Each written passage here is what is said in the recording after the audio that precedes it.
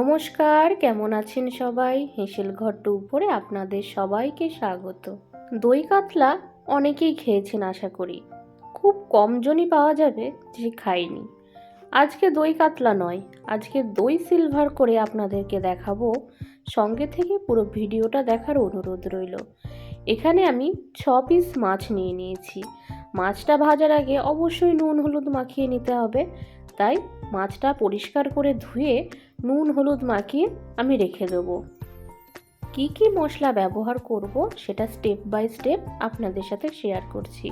প্রথমেই গ্যাসে কড়াই বসিয়ে তার মধ্যে সাদা তেল দিয়ে দিলাম গোলমরিচ, দারচিনি, দিলাম পেঁয়াজ, আদা, জিরে, রসুন, কাঁচা লঙ্কা, চারমগজ আর কাজু। এবার সমস্ত মশলাগুলো আমি প্রথমে তেলে ভেজে নেব, তারপরে মিক্সিতে পেস্ট করব। একবার অবশ্যই এইভাবে রান্না করে খেয়ে দেখবেন, দারুণ টেস্ট হয়। পেঁয়াজ রসুন সমস্ত মশলা ভাজা হয়ে গেছে। এখন একটা ডিশে রেখে ঠান্ডা করতে দেবো। এখন গরম আছে তাই পেস্ট করা যাবে না। ঠান্ডা করে নিয়ে মিক্সিতে দিয়ে আমি মশলাটা পেস্ট করে নিচ্ছি।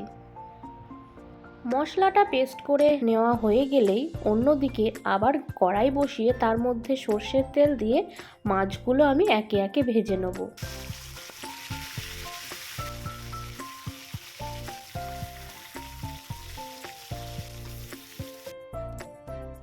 আমার রেসিপিগুলো যদি আপনাদের ভালো লেগে থাকে আমার চ্যানেলটিকে অবশ্যই সাবস্ক্রাইব করে আমার পাশে থাকবেন। সবার আগে নোটিফিকেশন পেতে অবশ্যই বেল আইকনটা প্রেস করে রাখবেন। আপনারা যদি কেউ কোনোদিন এই রেসিপিটা না ট্রাই করে থাকেন, একবার হলেও বাড়িতে অবশ্যই ট্রাই করবেন আর আমাকে জানাবেন কেমন হয়েছিল। সিলভার কার্প মাছ কে কে খেতে পছন্দ করেন সেটাও আমাকে কমেন্টের মাধ্যমে জানাবেন। মাছ ভাজা হয়ে গেলেই ওই তেলে ফোড়নে দিলাম এলাচ আর দারচিনি আর একটা শুকনো লঙ্কা। এবার মশলার পেস্টটা আমি দিয়ে দিচ্ছি। এবার মশলাটা কষানোর পালা। আর একটু জল দিয়ে দিচ্ছি, মশলা ধোয়া জল। এবার নুন হলুদ দিয়ে মশলাটা ভালো করে কষিয়ে নেব।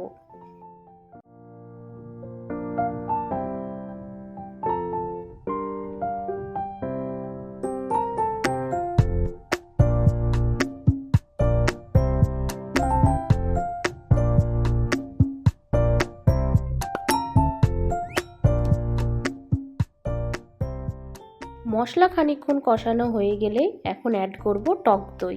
টক দইটা আমি একটুখানি ফেটিয়ে আমি মশলার মধ্যে দিয়ে দিচ্ছি। এখন আবারও মশলাটা কষিয়ে নেব।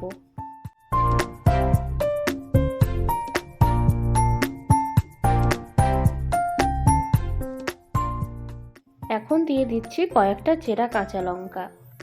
মশলাটা কষাতে কষাতে যখন তেল ছেড়ে দেবে তখন আমি সামান্য জল ব্যবহার করব, অতিরিক্ত জল ব্যবহার করব না।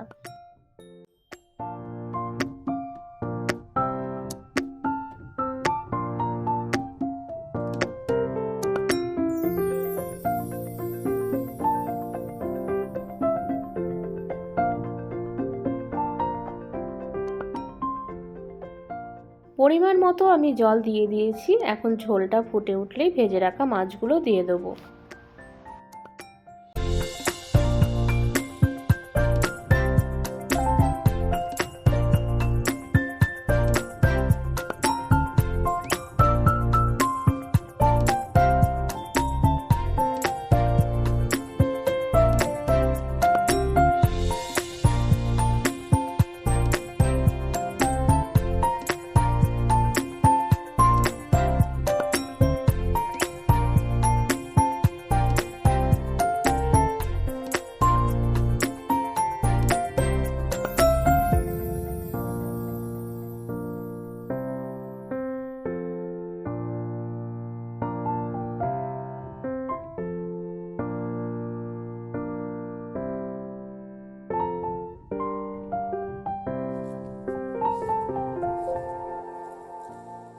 রান্নার ঠিক শেষের দিকে তরকারি নামানোর আগে দিয়ে দেবো সামান্য গরম মশলা গুঁড়ো।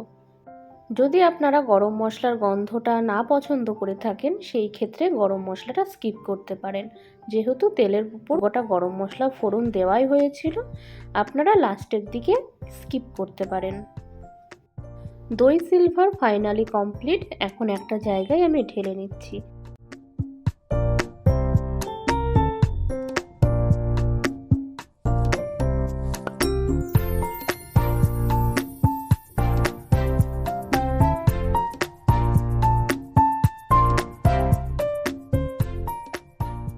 আজকের রেসিপিটা আপনাদের কাছে কেমন লাগলো আমাকে অবশ্যই জানাবেন। ভালো লাগলে লাইক কমেন্ট শেয়ার করে দেবেন। দেখা হবে আবারও অন্য কোনো রেসিপি নিয়ে। ভালো থাকবেন, সুস্থ থাকবেন। নমস্কার।